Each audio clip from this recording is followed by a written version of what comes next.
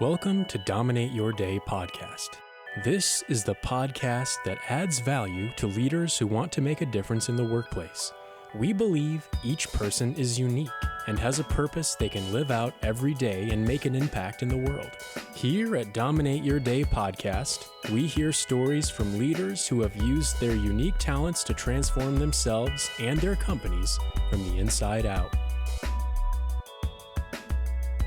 Hey, well, I am so excited to welcome everyone today to Dominate Your Day podcast. And I have the pleasure of having an amazing person here that I'm so excited to interview. His name is Ryan Frederick. And Ryan, he kind of has this intersection between healthy longevity and a place you call home, and where, finding the right place for where you want to be to help with your real well-being. And as you know, I'm a Clifton Strengths junkie with Gallup well-being assessments and all the things that we have. And I am so excited about diving into this today with Ryan. So Ryan, welcome to the show. Thank you for having me, Dana. Yeah. So Ryan, you would probably do a better job of explaining all the things you do. Because when I looked at your bio, I was like, okay, there's so much here. So in a nutshell, why don't you share with our audience kind of where your passion is around this whole thing around longevity and helping people live their best life? Yeah, we are in a unprecedented time, Dana, where of longevity. Where experts predict that 50% of kids born in the U.S. will live to at least 100. We're not going to have just 3, just 4, but we'll have 5 generations of families living at the same time. And it's hard to get your head around that. So that my wife and I, we recently celebrated our 21st wedding anniversary. And there was a couple we've learned about recently that recently celebrated their 70th. And crazy, I think that actually scared my wife. So it's, as we have longer lives, it has all these different dimensions in terms of relationships and financial well-being. How do you save for that? How do you have purpose, throughout your life? To your point with your background, how do we lean into our strengths? At a moment, I believe in the work that I do in my company here, HDRE, is focused on, in part, helping people be more intentional about how they think about place, both literally and figuratively. Are you in a place in life in your physical surroundings, but also with your people, finding purpose and so on? Because living over a longer life puts more responsibility on us if we're really intent on thriving in each chapter in life. It's we're pioneers in this new world, and we're all figuring out together. So that's, I've been working on this for about 20 years, and it really is it's the core passion of mine.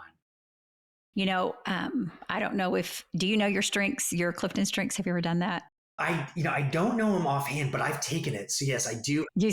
I'm guessing you might have some futuristic in there. So I have futuristic, and I have to tell you a funny story. My mom is 86. She just graduated from SMU last year with her degree in filmmaking.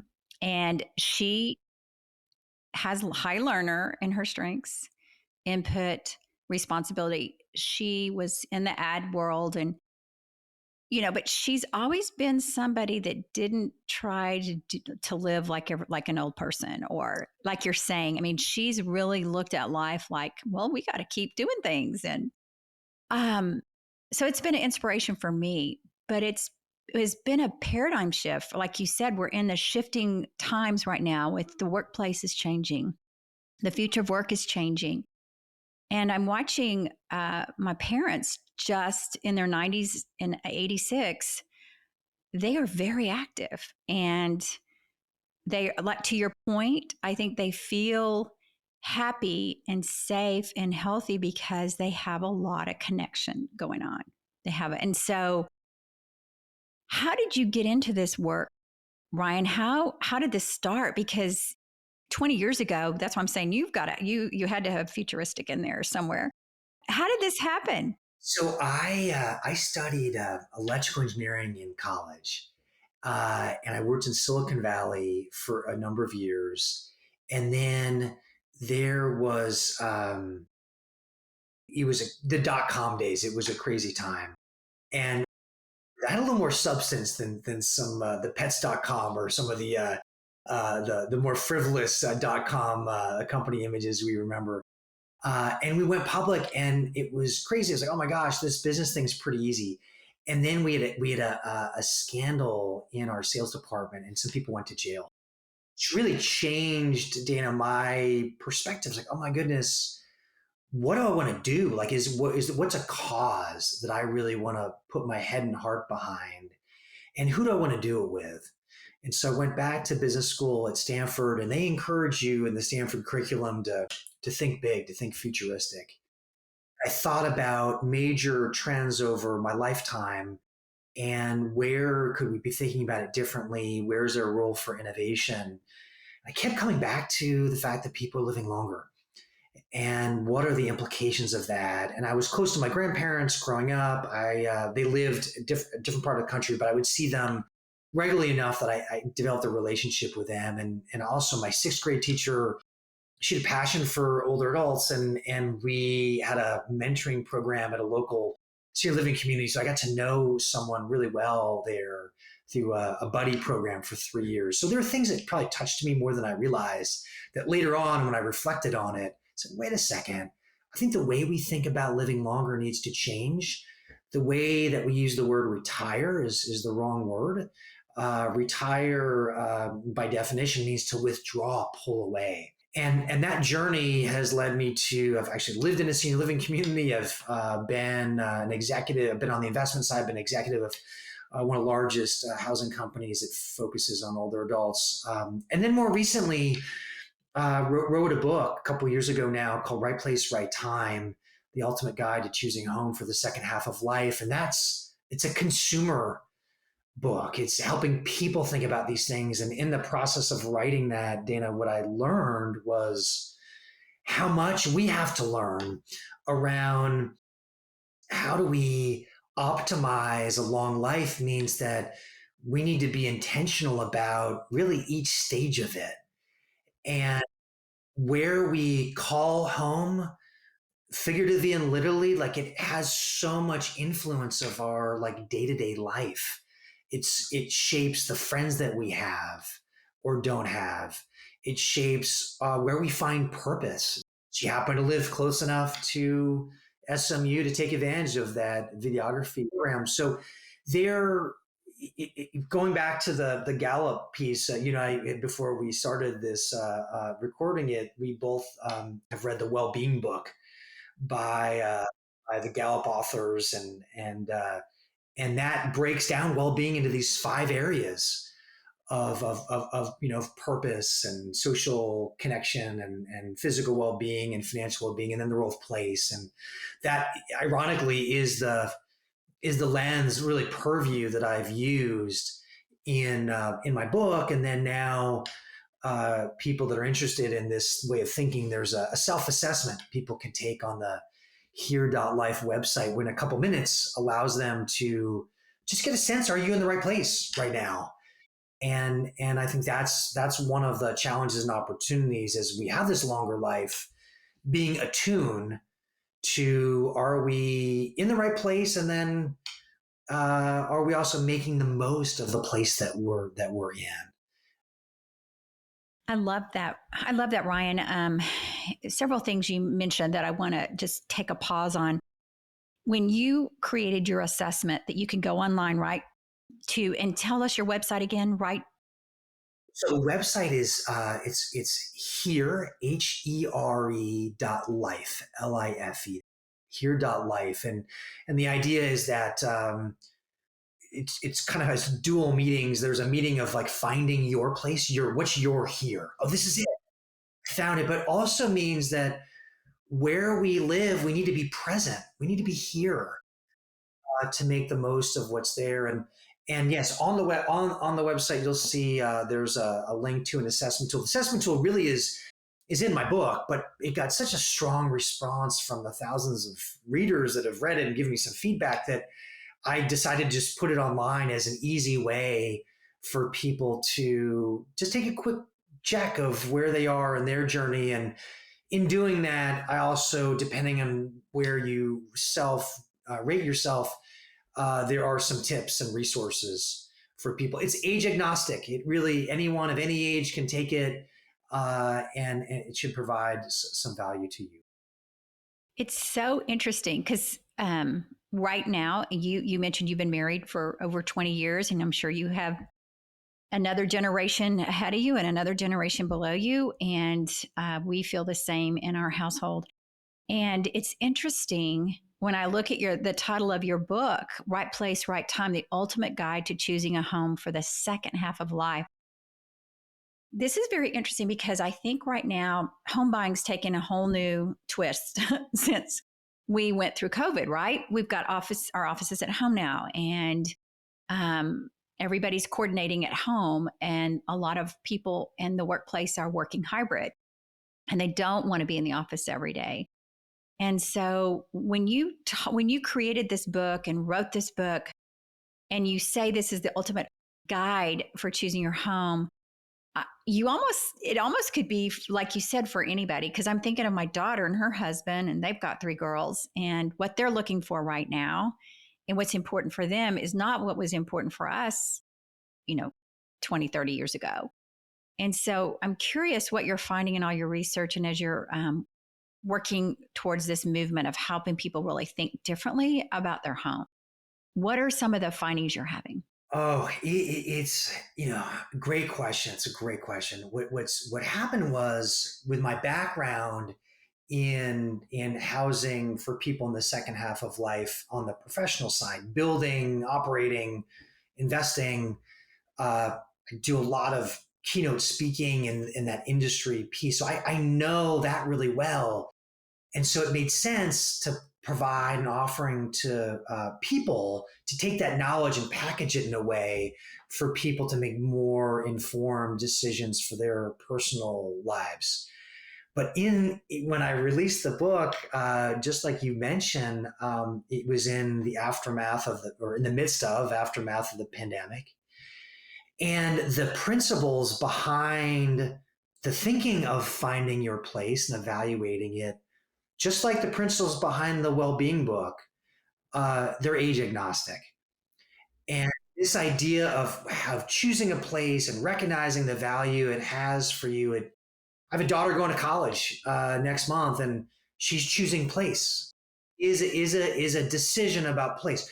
Her sense of purpose, her social connections, her physical activity, it'll be sculpted by this university over the next 4 years. And the version of her will look different in there than another university. I'm not saying one's better than, but it'll be different. And today, particularly in this hybrid work environment, it's putting a lot of pressure now on companies, but also employees, because I think initially there was this sense of, oh my gosh, we have more degrees of freedom to do what we want. That's true, and that's empowering. But it's also come with a downside, and that is that the social networks that we formed when we were going to work every day were stronger than they were in a hybrid or fully remote environment. So it puts more pressure now on your other places. Like, where, if you got more, for example, social stimulation from being at the office, what's filled that void now? And so when you're choosing place, that's something to think about. It's like, it's not just home for family. In what way does this place also help activate my social network? In effect, it's made, I would argue, home more important, because the physical office has become less important. And so, yeah, this is a key decision for people, and certainly in working ages. Yeah. And I think it's been interesting because let's take this to the workplace, right? So when you were talking about one of the things that we're now focused on, because we know 7 out of 10 people are not thriving at work. They're just either in the wrong job. And to your point of those 5 areas of well-being, they might be in the wrong career choice. They're not living their purpose. They're not doing meaningful work. They're not socially active, physically active, all those things. But the one that always people kind of perk up and look at me differently when I bring up community well-being, it's like, you feel safe where you live. And they're like, wow, what does that mean? And it's a whole new realm, right? Ryan, I mean, this is where you're kind of your cornerstone of what you're talking about here. It is. And so there's a couple things that are happening here related to that.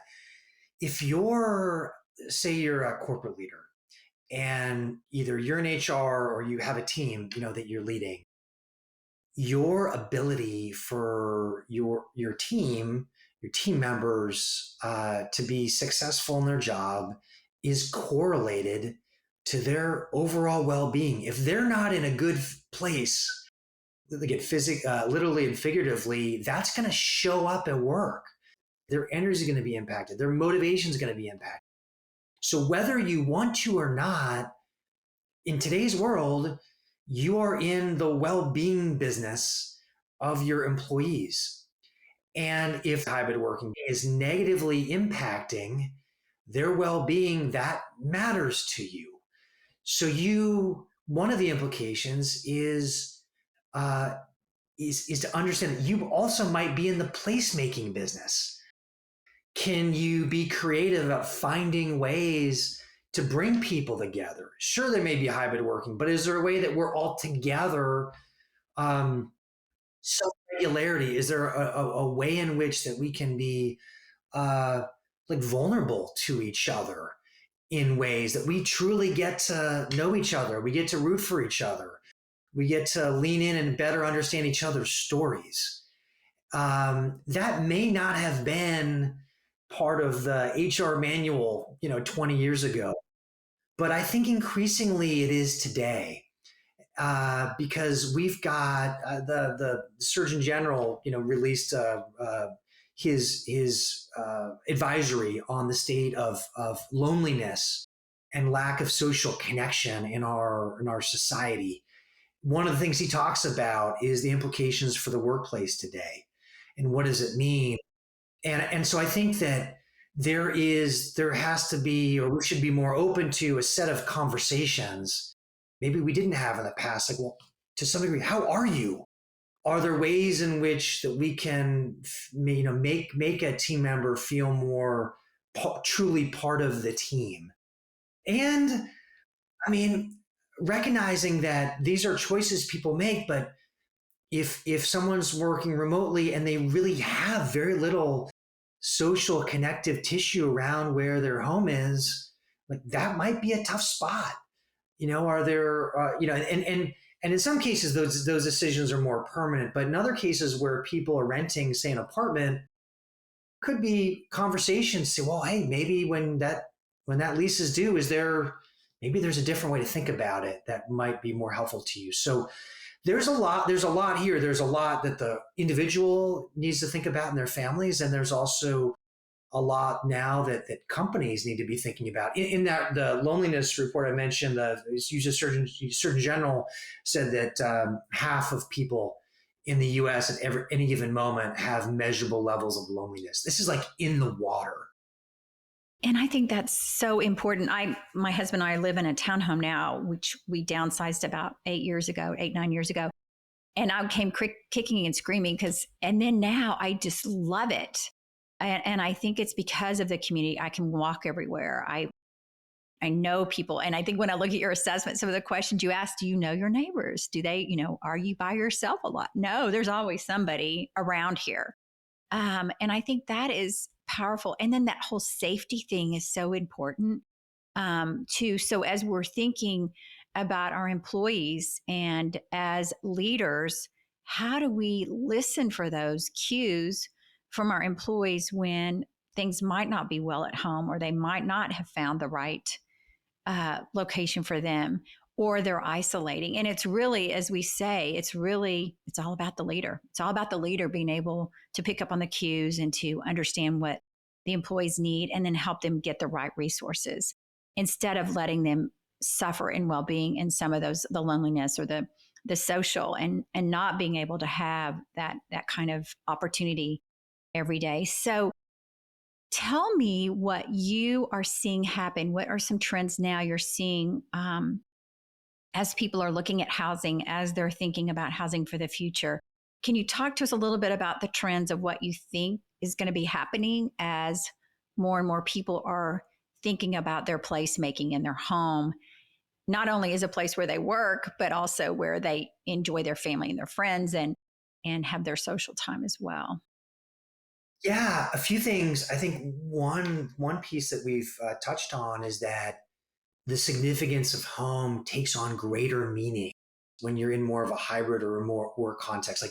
The ability for your home to help build you and support you in these key areas of well. That's one piece that's important. I would say another piece that's important is like we're talking about this. Our society is taking us more apart. We spend more time alone. There's some data that the government's pulled together how for the pandemic and through the pandemic, on average across all ages, we now spend about 10 more hours a week alone, not with friends, not with spouses or family, presumably streaming something on Netflix. I'm not sure. And so we have these choices that we make along the way that either make it easier to be in community or connection with others or not. And this is whether you're an introvert or you're extrovert, this idea of being socially connected is important, whether just knowing the name of your post office attendee or when you check out at the grocery store.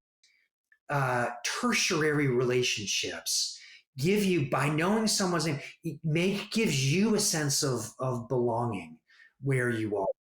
I think a lot of times, as you think about place, we tend to go to the physical dimensions of it, my four walls. But place is not just that. Also, the block that you're in, the metropolitan area, the state, the region of the country, region of the world, all those things are a composite that makes up your life. And so you might say, yeah, you're kicking and screaming to move into a townhome, but your world is greater than your four walls.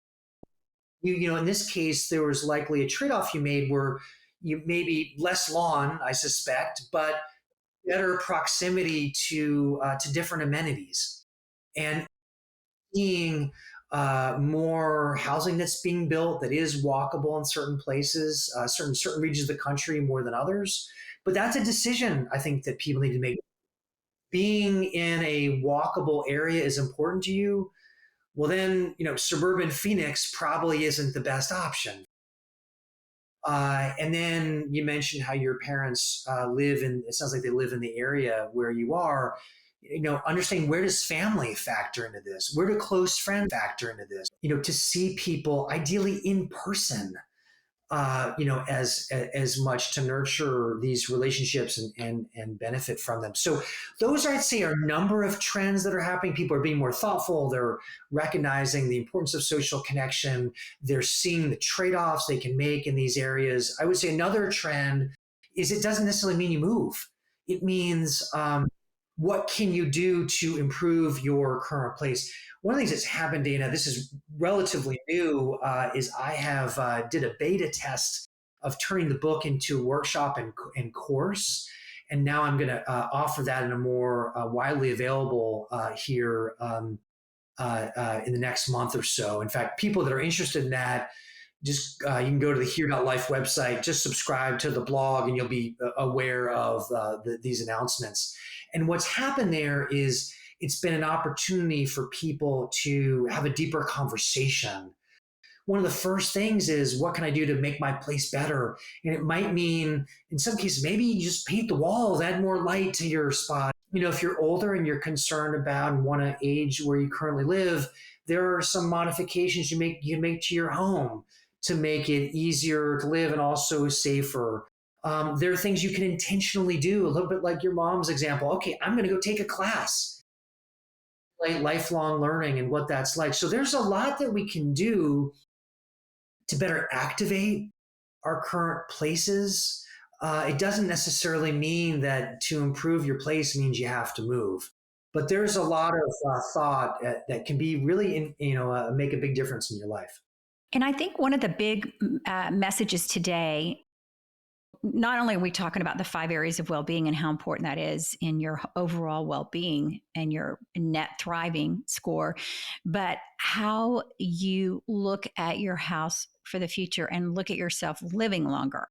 And what does that mean? And so when I'm looking at, okay, this townhome's got to get us through, we've got several grandchildren now, and, how does that all work? And how do we continue with 3 different generations here, keep going? And it's not going to be the days of, okay, at this age everybody's going to go to retirement center. It's, where do we go, and how do you develop those communities around you that already have all those things, right? Oh, totally. So a lot of my energy is focused, as we've been talking about, on helping people think differently about how do you thrive in this age of longevity to drive that. And at the same time, through my company here, we work with real estate developers and investors. How can we create better places? And I think one of the things that will happen over time is there's going to be a societal pushback on traditional retirement communities. Not to say that there won't be ones that thrive, but I think people are going to be looking for more options. How can we create places that give us those range of services and amenities like you talked about, enrich relationships, yet aren't quote unquote retirement communities? And how can those places help us live the best version of ourselves for that chapter in life? And how do we accommodate these different generations like you talked about? We're pioneers in this, and that's why these can be complicated decisions, but they matter. It's worth putting time into it. One of the things I talk about is as we think about living a longer life, a lot of people have a financial plan. To have a financial plan for a long life, well, I believe that we should, for the same reasons, all of us should have a place plan. Where does place fit into our view of how we want to live our life, recognizing that things change, our needs change, and also places change. You might be in a spot where, you used to know all your neighbors and now you don't. Things have changed for different reasons. Maybe the preference to have a lawn and a landscaping and a garden, maybe that importance has changed.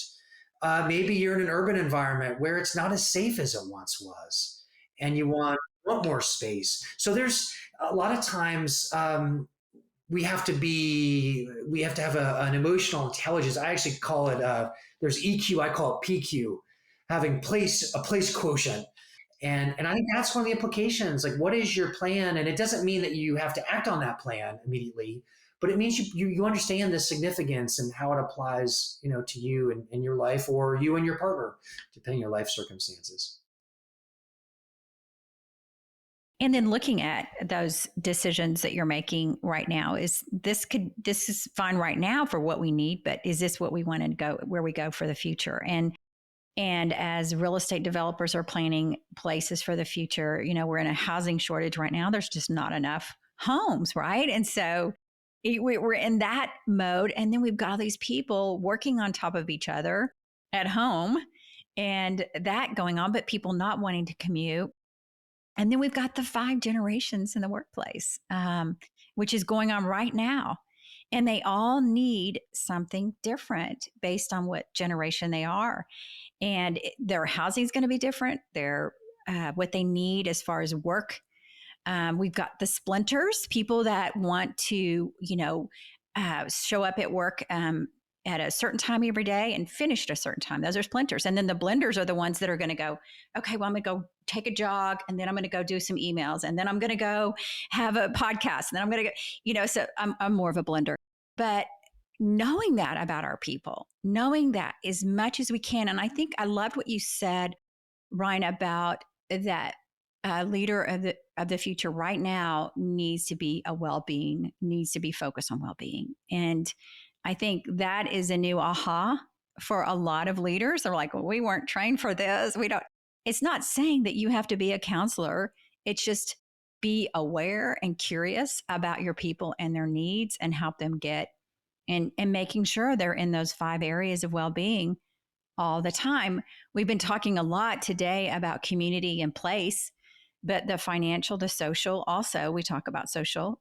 6 hours of social a day is what we need. Well, that's not 6 hours of Netflix, right? It's more of, so how do you create that in your place? How do you create the social in your place? How do you create what I've been watching my parents? I use them as an example.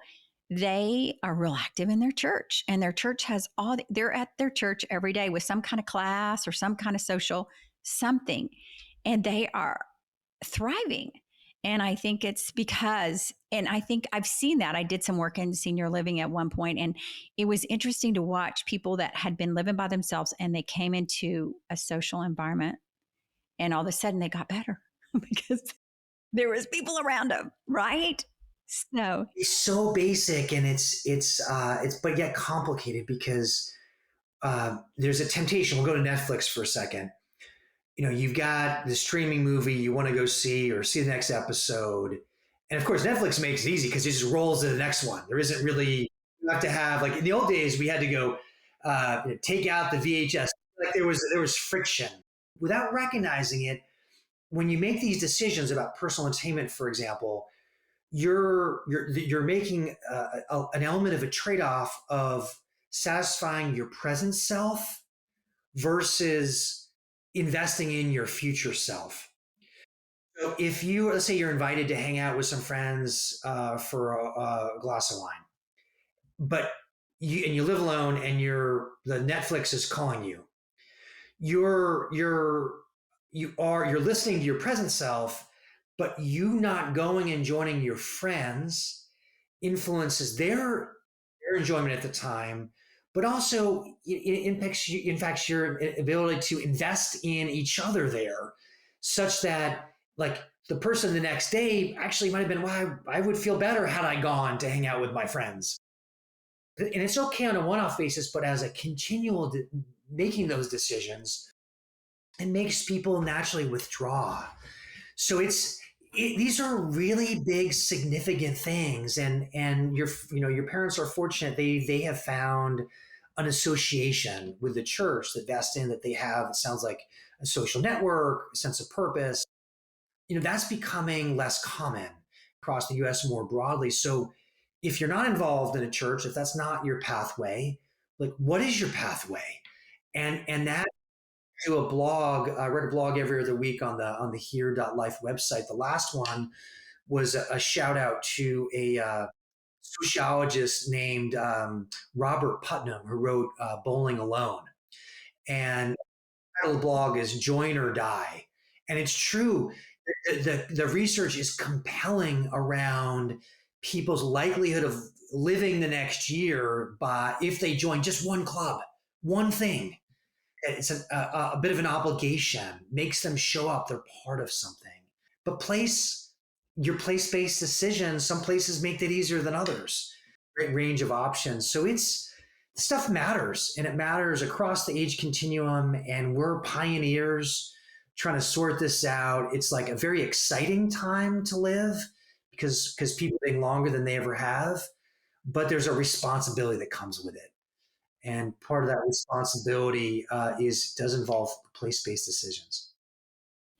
Absolutely. And now I think the light has shined on these areas of well-being and how important it is for us as leaders in the workplace, as just general, people in our community, to make sure we're taking care of our own self, and that it's not just about physical well-being, that community well-being, social well-being, financial well-being is, and purpose, our career or purpose are all important. And so keeping those front of mind. So Ryan, as we get ready to close out, I thank you so much for being here, and thank you for giving us your great resources, here.com. Is that where we'd send people for the assessment? Yeah, here, HERE.life, Dot LIFE. life. Okay. And then your wonderful book that we want to make sure, if you guys haven't seen his book, that you get the book, Right Place, Right Time, The Ultimate Guide to Choosing a Home for the Second Half of Life or any time of life. Is there anything else, Ryan, as we close out, that is on your mind right now that you'd like to share with the audience as they think about community and placemaking and all the well-being elements that we've talked about today? Yeah, I would say the closing thought is, for some reason, uh, sometimes place is hidden in plain sight. And it's one thing that if we get it right or right for us, not only does it meet our physical needs, like your townhome sounds like it does for you, also helps you with purpose and it helps you be socially connected. It helps you be more physically active and it fits within your financial well being. And so if you get that one thing right, you're more likely to have all these other things work out for you, the winds at your back. And so it's not to say that exercising doesn't matter and eating well doesn't matter, but if you get place right, a number of those things tend to fall into. So start with place, give it its just dessert, if you will, in terms of its significance. And if this is something that's on your heart or mind, I do encourage you, just take the assessment because it's just a couple minutes and gives you just a gauge of where you are on your journey. And I'll be putting out more and more content and tools for people to make good decisions about this. So this is the beginning, I think, of a journey to help people really make the most of this age of longevity. So it's not just about adding years to your life; it's about adding life to these extra years. Oh, I love that. So go to here.life. I went and took the assessment this morning. It was easy to do. I encourage all of our listeners out there, whether you're a leader or a coach or you're out in the workplace, take it, have your people take it. And I think it's a great discussion thing to go through after you've taken it to see kind of what areas you really want to improve on. And well-being is something that I'm a big believer in and looking at weekly. And just, seeing, are you thriving? If you're not thriving, why aren't you? And there's one of those 5 areas that's not thriving. And so I love the work that you're doing, Ryan, and appreciate you bringing this to the world and being a difference maker and being here today with us. So the best place for people to reach you would be, what would you recommend? I would say go to the here.life website's really the best, and there's contact information and so on. But that's the best way to get engaged. Okay, that's great. Well, thank you for being here today and for all you're doing. It was really great talking to you. Yeah, and kudos to you to inspire people the way that you do on a regular. Thank you, Ryan. Thank you. You have been listening to Dominate Your Day podcast. If you're ready to transform your life and workplace from the inside out, go to danawilliamsco.com and set up a discovery call. We would love to connect with you and equip you with some helpful resources. Thank you for listening today, and please take a moment to subscribe to Dominate Your Day wherever you listen.